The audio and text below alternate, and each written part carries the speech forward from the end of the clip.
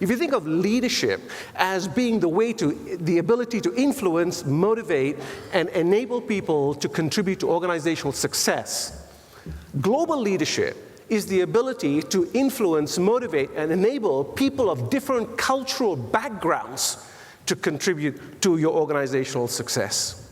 So let me just talk about some of the few dimensions which I think are important for you in terms of developing your leaders.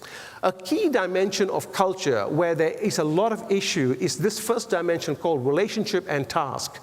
In relationship cultures, people put a lot of value into creating a relationship first before they get the task done, compared to task-oriented cultures where people kind of spend time looking at, let's get the task done before we get the relationship happening. So of course, this is a binary kind of system, and this is a model just to help us understand cultural differences. But how does that work out in terms of behavior? Let me illustrate to you with a quick story.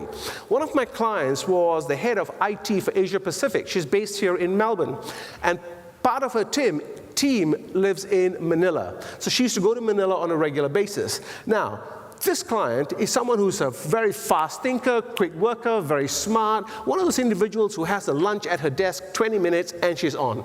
This is the type of individual that she is. She goes to Manila, and in Manila, the team would take her out for lunch. For those of you who've been to the Philippines, you know that in the Philippines, lunch is usually about an hour to an hour and a half. So over the hour and a half, she used to find the Filipinos would be asking her questions such as, how old are you? How much money do you make? Are you married?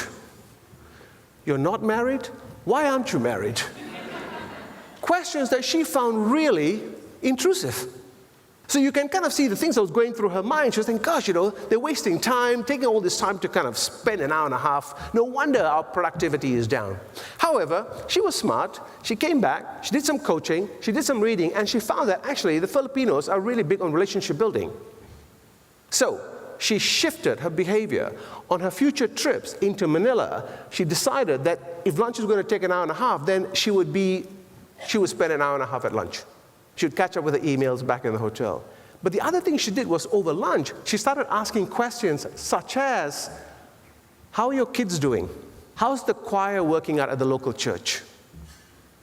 How's the local soccer team that your husband plays in? And what she found was within 90 days, productivity improved. Attrition rate dropped.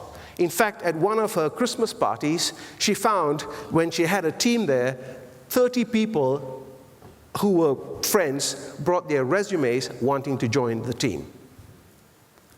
A highly relationship-oriented culture compared to task-oriented cultures. Now, it doesn't mean that here in Australia, relationships aren't important. We are more focused on tasks, but relationships are built after we've completed the tasks.